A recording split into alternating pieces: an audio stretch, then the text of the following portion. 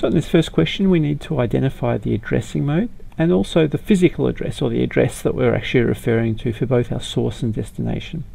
So let's start off entering all our addressing modes. So for this one, because we have a hash here, it's going to be immediate addressing. For the destination, because we're referring directly to a register, it's register addressing. Here, because we're acting as an index into a particular register, it's indexed addressing.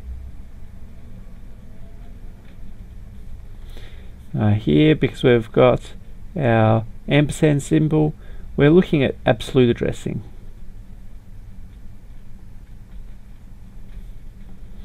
Here we don't have any symbols, so we're looking at symbolic.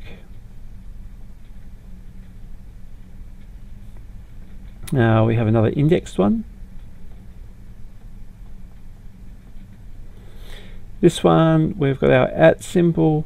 This will be indirect, because register 5 is going to hold the memory address that we want to point to. We've got another register. We've got, in this case, an indirect, and because we've got the plus sign there, it's an auto increment.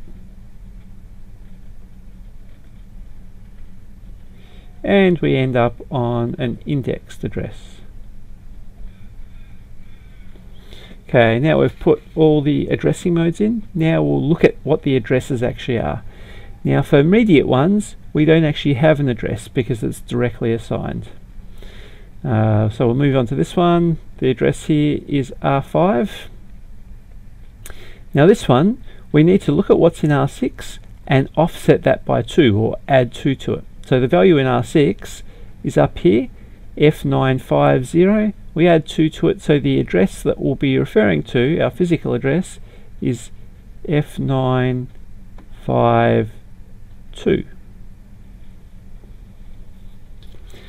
Our next one is absolute addressing. We're referring to, as it's written there, address FC00. Next one is symbolic. So we're referring to address F890. Then we have another indexed one, so we look at what's in R7 and we need to add 6 to it. So in R7 we've got FB00, so 0x FB06. Now here we have an indirect one, so we look at what's in R5 up here, F800, and that's the address we're using as our physical address. And here's another one, we're just directly referring to the register.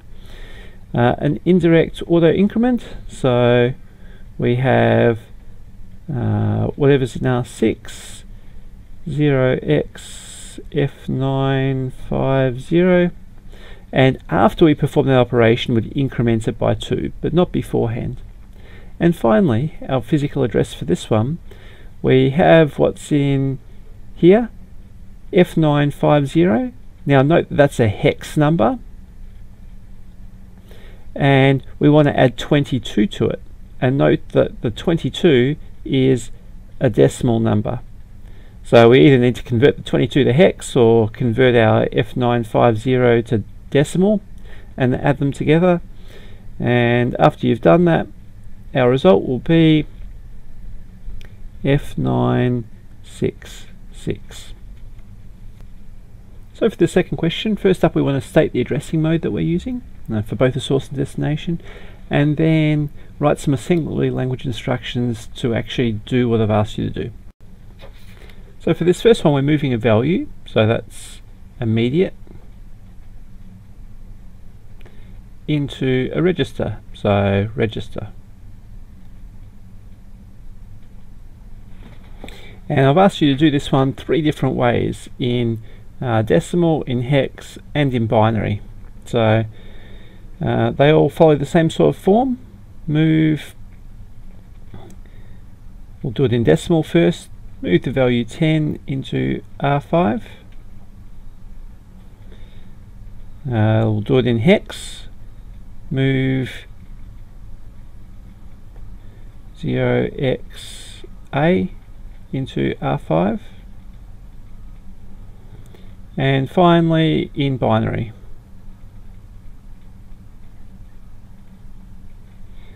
Uh, 10 in binary is 1010. So we've got our three different forms there. Next, move the contents of R9 into R5. This is simply register to register for both our source and destination, and will just simply look like that. Next, move the contents of the address at that, offset by that, into R11. So we're doing an offset, so we're using index addressing mode, and we're putting it in the register. So once again, we're using the move command. We say F900, R6 we're offsetting it by, and it's R11 that we're putting it into. Move the contents of the address pointed to by R7, that sounds like indirect to me, into R9. So indirect through to register, and move, our symbol for indirect is the @ symbol.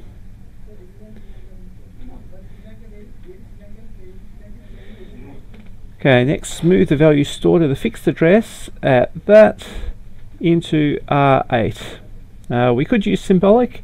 I've mentioned it's a fixed address. We should probably use absolute, but we can use either of them. And once again, we've got a register that we're putting it into. So move ampersand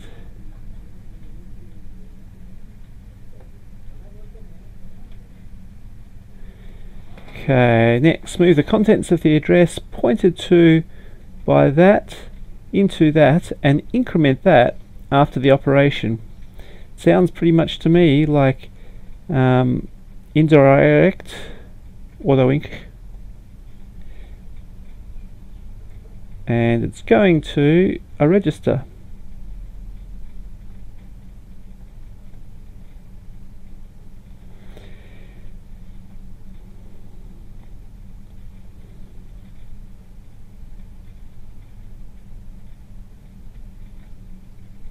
So we use the plus symbol to specify the auto inc part.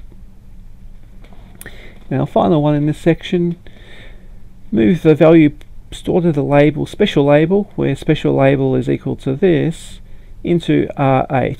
So at some point we've had a macro or something near the top of our code where we've defined special label as that particular number. Now that particular number has no ampersand or anything in front of it, so it's going to be symbolic. And it's going into a register again. And in code, this is very simply done.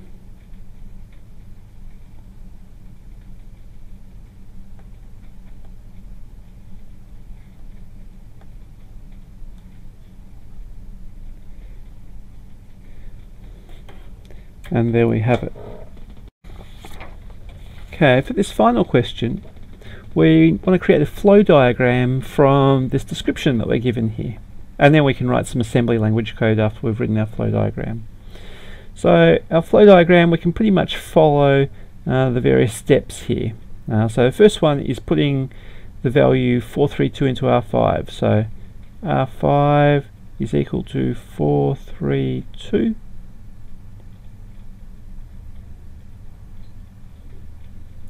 So that's our first step. And we want to create a loop that continually subtracts 2 from R5, storing the result. And we want to stop this when R5 is equal to 0. And we want to use R6 to keep a count of how many times we loop. So since we're keeping a count of this, we should probably reset R6.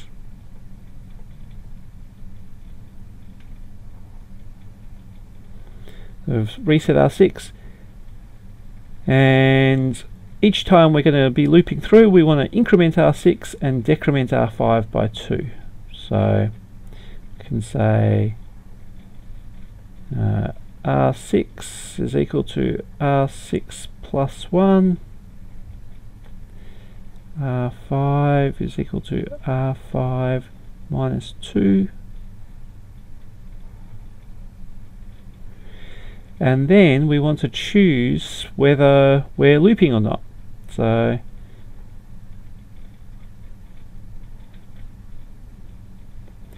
we have essentially an if condition here.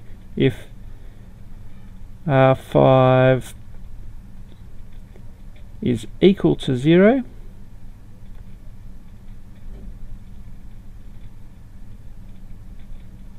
so if R5 is equal to 0, we want to end.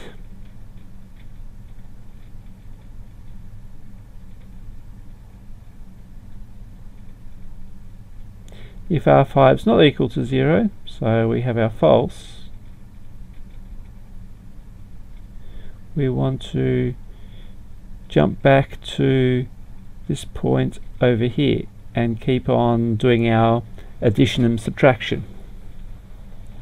Okay, based on that, we should be able to pretty easily create some assembly language code. So I'll write some assembly language code to the right here, which corresponds to each of these commands.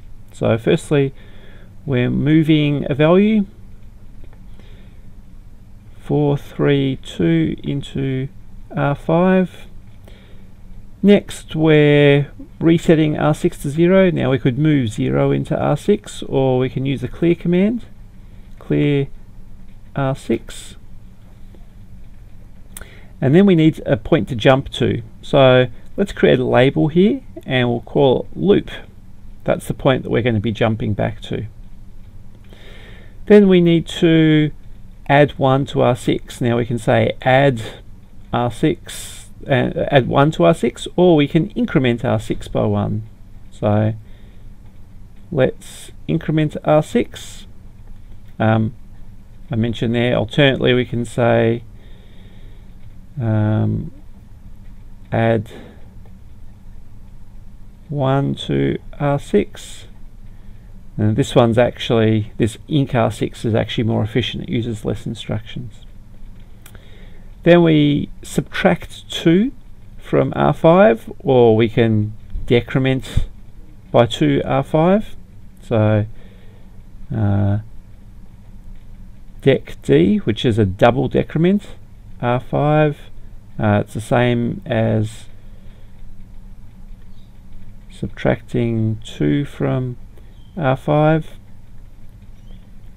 And then we need a condition to check whether R5 is now equal to 0. So we say jump not 0 back up to this point here to loop. And otherwise it falls through and we go to our end statements there. So if it's not equal to 0, we go back here. If it is equal to 0, we go to our end and we're all finished. Now you may have noticed one neat thing how I did this, that I didn't have any compare statement there. So normally we'd say, oh, we need to compare R5 to 0, and then we can do a conditional jump based on whether R5 is equal to 0 or not. The reason I haven't used a compare statement is I've taken the fact that when we decrement R5, and when that does hit 0, it'll set the 0 flag, and it'll essentially do what our compare statement would do for us, which is comparing R5 against 0.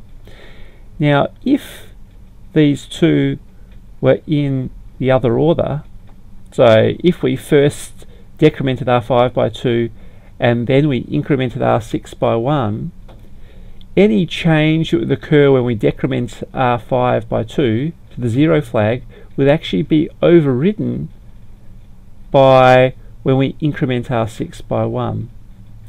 And so if we had them the other way around, we then needed to say compare 0 with R5, and then jump not 0 to loop. You notice this is one of the beautiful things about assembly language. We can optimize our code and optimize, knowing some little tricks and background things. We can say, well, we know we're actually decrementing R5 and we want to stop when R5 is equal to 0. So if we order them in the right order between R6 and R5, we can actually remove this compare instruction. Now if this loop's looping 100,000 times, we've just moved 100,000 instructions that we need to perform and significantly sped up our loop.